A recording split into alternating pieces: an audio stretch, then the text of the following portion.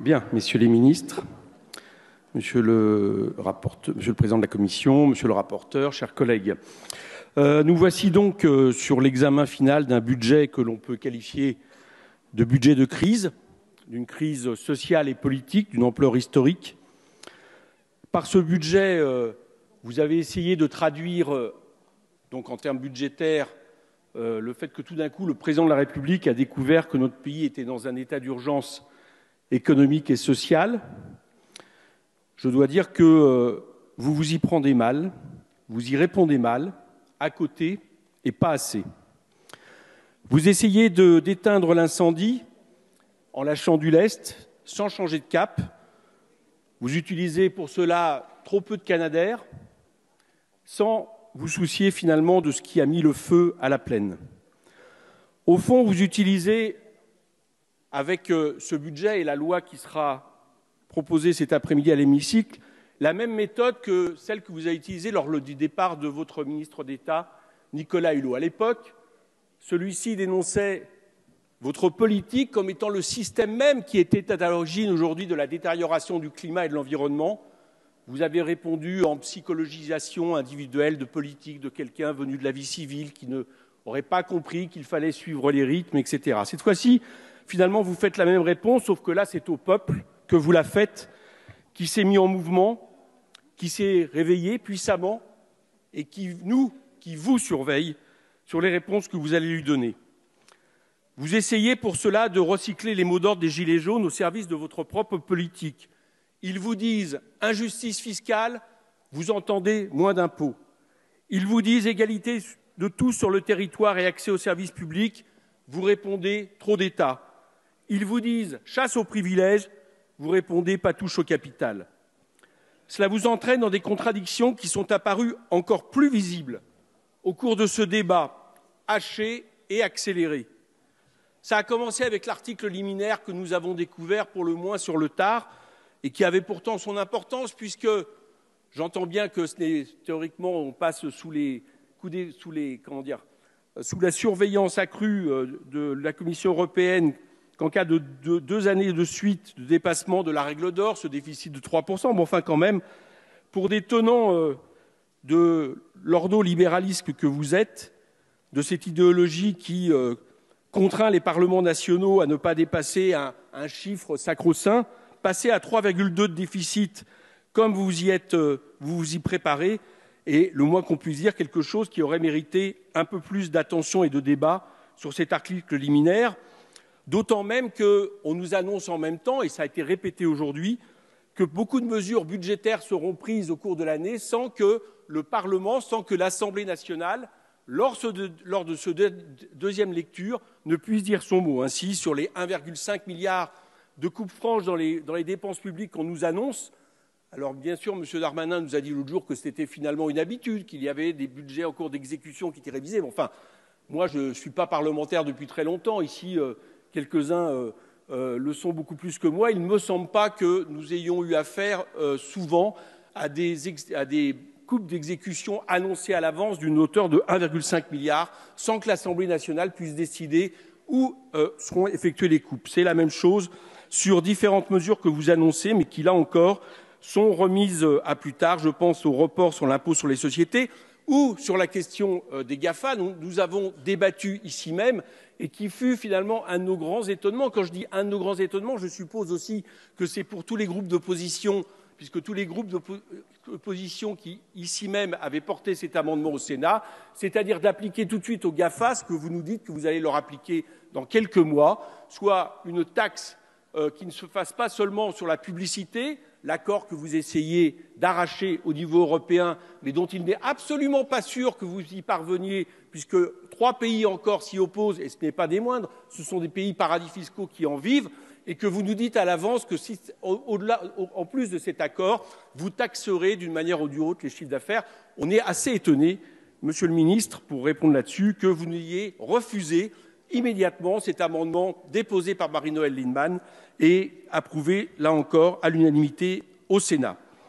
Cet article liminaire, donc, un autre article évidemment important que nous avons tous voté, puisqu'il correspondait pour le coup à la revendication première des Gilets jaunes et qu'il consacre leur première victoire, c'est-à-dire à travers l'article 18 des séries, l'annulation de l'augmentation de la taxe carbone que, pourtant, et c'est un problème, vous avez refusé d'envisager de gager en déclarant irrecevables tous nos amendements, celui du rétablissement de l'ISF qui, je le rappelle, était d'un même montant que l'augmentation de la taxe carbone, qui aurait permis justement de ne pas toucher, de ne pas accroître les déficits ou de ne pas accroître les coupes dans les dépenses publiques, la flat tax ou encore la taxation kérosène qui aurait taxé cette fois-ci les voyages en avion. On nous a répondu, il y a l'accord de Chicago, on ne peut pas y toucher, mais l'accord de Chicago, dont je vous le rappelle, et là je le dis à monsieur le rapporteur général, puisque c'était la réponse que vous m'aviez faite, ne touche pas les vols intérieurs. On aurait donc pu au moins avancer sur ce sujet.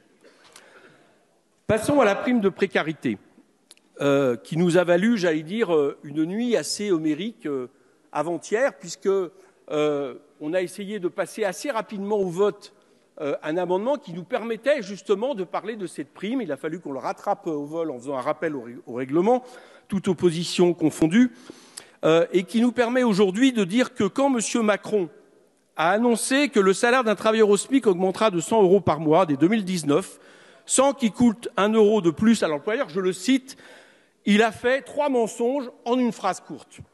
Premier mensonge, ce ne sera pas le salaire qui augmentera, mais une prime accordée aux personnes payées au SMIC, ce qui est évidemment une nuance importante. Pourquoi? Vous avez compris, c'est qu'une prime n'ouvre pas les mêmes droits, par exemple, en termes de chômage, de retraite et de pérennité du salaire. Deuxième mensonge, pour commencer, vous avez inventé donc une prime d'activité, sauf qu'on nous a annoncé tout de suite que ça n'allait pas concerner toutes les personnes qui touchent le SMIC, notamment toutes les personnes qui touchent le SMIC, mais qui vivraient avec un conjoint dont les revenus seraient un peu plus aisés. Donc on supprime à peu près la moitié, en réalité, des personnes vivant au SMIC. Troisième mensonge que nous avons découvert, justement à travers le vote sur le budget, c'est que vous avez voté un crédit de 2,675 milliards d'euros et sur lequel nous vous avons interrogé vainement il y a 2 nuits, et grâce à Amélie Montchalin, nous avons eu enfin la réponse hier en commission des finances. Je la félicite pour son honnêteté, puisque nous avons découvert que ce crédit permettait, si on prenait en compte les 5 millions de foyers fiscaux qui bénéficieraient de la prime de précarité de 90 € annoncée par le Premier ministre, ferait en réalité une moyenne de 44,6 €. 44,6 €, ça veut dire que tout le monde, tous ces foyers ne toucheront pas 90 € de prime d'activité. Et Madame Montchalin nous l'a répondu hier, nous a dit effectivement la réponse arithmétique, c'est qu'ils toucheront entre 25 et 90. Mais disons-le ensemble, comme il y aura certains qui toucheront 90, la plupart toucheront en réalité moins de 44 €. C'est donc un troisième mensonge par rapport à ce qui a été annoncé. Ce mensonge, en plus, il va être payé par nous tous, puisque vous faites un peu de politique keynésianiste, un peu de politique de relance, un peu d'argent mis dans le pouvoir d'achat, mais sauf que comme vous n'y êtes pas habitué, je le disais tout à l'heure, vous le faites mal, pas assez, et vous ne prenez pas là où il faut. Au lieu de toucher au capital, je rappelle qu'en 10 ans, le rapport dans la valeur ajoutée entre le capital et le travail a décru de 10 points pour les salaires. Ça veut dire que les gens qui vivent de leur salaire ont vu leur part diminuer de 10 points, ce qui est évidemment très important et se chiffre environ à 150 milliards par an. Au lieu de toucher sur le capital, vous avez donc décidé que c'est par l'impôt, par les cotisations sociales, que nous contribuerions à ce regain de pouvoir d'achat. Nous avons pourtant proposé des amendements proposant d'augmenter le SMIC à 1 400 €. Vous nous avez dit « Ah, mais ça coûte trop d'argent, ça serait impossible pour les entreprises. » Alors déjà, pour certaines entreprises, ça serait largement possible. Mais en plus, nous vous avons donné les réponses. Nous vous avons dit, au lieu de donner 40 milliards aux entreprises via le CICE, sans contrepartie, d'accord, une mesure dont la société qui a fait l'étude la plus positive, diligentée par le ministre de l'Intérieur, nous explique que ça a créé, ou plutôt préservé, 100 000 emplois en quelques années, au lieu de reprendre ces 40 milliards. Et effectivement, par exemple, de s'en servir pour permettre à des entreprises qui sont dans des secteurs très concurrentiels, qui jouent le jeu de l'emploi, de passer le cap, vous avez décidé de ne pas augmenter le SMIC. Au fond, le problème est là. Vous voulez lâcher un peu de pouvoir d'achat, mais sans toucher à la répartition de la plus-value. Vous pensez depuis très longtemps, et vous le répétez, que le problème dans ce pays serait le coût du travail, ce que nous appelons, nous, le prix du travail, Ce n'est pas ça, je viens de le prouver, qui coûte trop cher. Ce qui coûte trop cher, c'est le coût du capital non investi. Ça vous fait improviser, accumuler les erreurs. Et d'ailleurs, les chiffres économiques, et là aussi je voudrais prendre le temps de répondre, puisque Monsieur le maire nous cite souvent, nous vante souvent des chiffres extraordinaires de votre politique économique. Alors certes, dans une mauvaise conjoncture internationale, j'en disconviens pas, il y a un ralentissement économique international, sauf que vous l'aggravez. Et de ce point de vue-là, tous les chiffres du monde, tous les chiffres proposés hier par l'IMONDE, et la source, puisque vous demandez souvent, chers collègues, vous n'avez pas quelle le droit, est la source, c'est l'INSEE. Monsieur le député. Oui, ça va, on n'a pas le droit. Écoutez, c'est une source journalistique, donc c'est bon, quoi. Non, mais il y a une règle quand même, monsieur le député. Répondez plutôt sur le fond, au lieu de faire des effets de mort. Montre qu'à tout niveau, que ce soit en croissance, que ce soit en consommation des ménages, que ce soit en pouvoir d'achat, tous les chiffres cette année sont inférieurs à ceux de l'année dernière.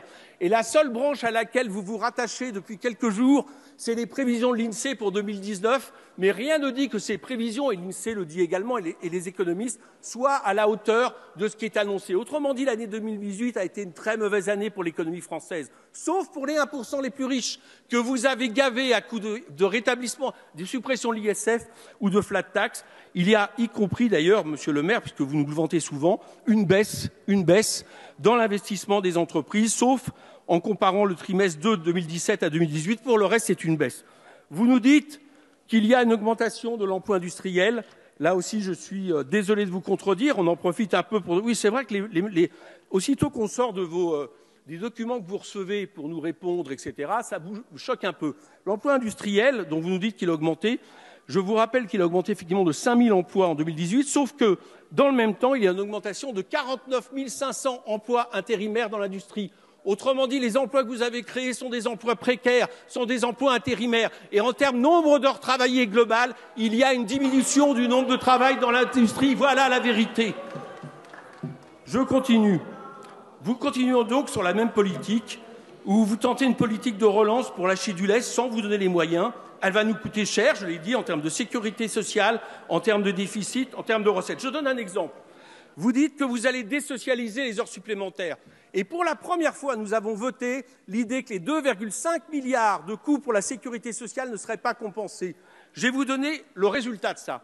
Par les heures supplémentaires défiscalisées, désocialisées, vous faites un très mauvais coup au marché du travail. Tout simplement parce que n'importe quel chef d'entreprise, quand il aura besoin de faire travailler plus les salariés, eh bien, il recourra aux heures supplémentaires qui lui coûteront moins cher que... mais si, bien évidemment, elles sont défiscalisées, désocialisées. Dites pas, mais non, ça vous énerve peut-être, mais c'est la réalité. N'importe quel chef... attendez, vous pouvez faire taire, parce que là, c'est... D'accord ? N'importe quel chef d'entreprise comprendra que s'il a le choix entre des heures désocialisées, défiscalisées qui coûtent moins cher et d'embaucher un salarié qui de facto lui coûtera plus cher, il choisira les heures défiscalisées. Et d'ailleurs, votre propre majorité le disait quand vous répondiez aux Républicains quand ils présentaient cet amendement, et y compris M. Castaner en 2013 l'expliquait justement quand il avait une autre opinion. Donc ça vous énerve peut-être, mais c'est la réalité. Je continue. C'est une trappe au chômage. Mais en plus de ça, un petit peu de calme, s'il vous plaît, un peu de silence. S'il vous plaît, merci. Non, mais je demande un petit peu de silence, merci. Monsieur Coquerel. Et vous pourrez m'accorder une minute de plus. Non, mais vous... Ça va, ils ne sont pas heureux d'entendre les réalités. Non. Bon, c'est bon. Laissons... Peut-être un peu vous les mettre dans la tête à un moment donné. Laissons l'orateur à la tribune terminer son propos. Il y a donc une trappe je au vous chômage. remercie. Mais comme en plus, vous allez faire travailler plus les salariés. Et ça, c'est un lien évident, parce que plus vous travaillez d'heures, plus vous avez des problèmes de santé. C'est exactement comme la retraite. Plus vous demandez aux gens de travailler longtemps dans la vie, plus ils ont des problèmes de santé. Et qu'en même temps, vous allez baisser les cotisations, à un moment donné, on nous expliquera qu'il n'y aura même plus d'argent pour soigner les travailleurs que vous aurez forcés à travailler plus longtemps. Voilà la réalité. Alors, dans ce pays, je vais vous dire une chose. C'est pas que les gens ne travaillent pas assez, c'est qu'ils ne gagnent pas assez. Point. Point. Et j'ajoute même qu'il y a beaucoup de chômeurs qui voudraient juste travailler. C'est à cela que nous devrions nous atteler au lieu de prendre des solutions qui n'en sont pas. Vous ne mettez pas suffisamment d'argent. Vous allez baisser les recettes de l'État. Vous allez baisser les dépenses publiques. Vous allez baisser les cotisations sociales. Est-ce que vous pensez vraiment que les gilets jaunes vont prendre très longtemps ces vessies pour des lanternes? Surtout que votre budget, je vous l'annonce à l'avance, va les multiplier. Dans la brèche ouverte, déjà, les policiers ont menacé effectivement de mouvements sociaux, vous leur avez accordé tout de suite 300 €. J'en suis très satisfait, mais à mon avis, ça m'étonnerait que ça réponde à leurs besoins, et notamment sur la question des heures supplémentaires non payées. Parce que les heures supplémentaires non payées dans la police, ce n'est pas seulement du pouvoir d'achat en moins, c'est que cela dit aussi le nombre de policiers qu'il aurait fallu embaucher depuis des années pour faire face à leur accroissement de travail, et qui aurait peut-être fait en sorte que ces policiers, moins fatigués, moins usés, moins sous pression, à un moment donné, ne recourent pas parfois à des mesures de répression qui sont là aussi condamnables. Cette invitation à continuer, c'est aussi parce que vous ne donnez rien pour les autres, rien pour les fonctionnaires, rien y compris pour les hospitaliers qui aussi accumulent des heures supplémentaires. Coquerel, ça fait plus de 15 minutes. Je vous annonce bientôt des gilets tricolores. Rien pour la DGF, c'est-à-dire pour les dotations globales. Je vous annonce bientôt des gilets en écharpe. Vous pouvez conclure, rien Monsieur pour la Coquerel. CCI. Rien pour revenir sur le coup de rabot des APL, rien pour l'accessibilité pour le handicap, rien sur les inscriptions des étudiants étrangers qui est discriminatoire et qui annonce des mauvais coups de sélection à l'université, rien pour les retraités en termes d'indexation par rapport à l'inflation, rien sur la terrible erreur. Laissez-moi une minute de plus, franchement. Allez-y, 15 secondes, monsieur Rien sur la terrible erreur. Monsieur Coquerel, allez-y. Terrible erreur du prélèvement Vous avez 10 secondes en dont plus. nous vous disons tous que ça va être un tsunami social quand les Français vont découvrir moins d'argent sur leur feuille de paie. Et d'ailleurs, à ce sujet-là, je voudrais dire que je n'arrive pas à comprendre. Monsieur Coquerel, Monsieur Coquerel, vous ne pouvez pas repartir sur un autre sujet. Faites votre conclusion, s'il vous plaît. Je voudrais dire que je ne comprends pas comment, quand la majorité est face à toutes les oppositions, qui sur certains points lui dit vous avez tort, pourquoi vous continuez à aller sur les erreurs. Merci, Bref, merci Monsieur Coquerel. Je vous annonce beaucoup plus de gilets jaunes dans le pays à l'avenir. C'est souhaitable pour changer votre politique, parce que la réalité, c'est que soit vous changez de cap, soit... Je vous remercie.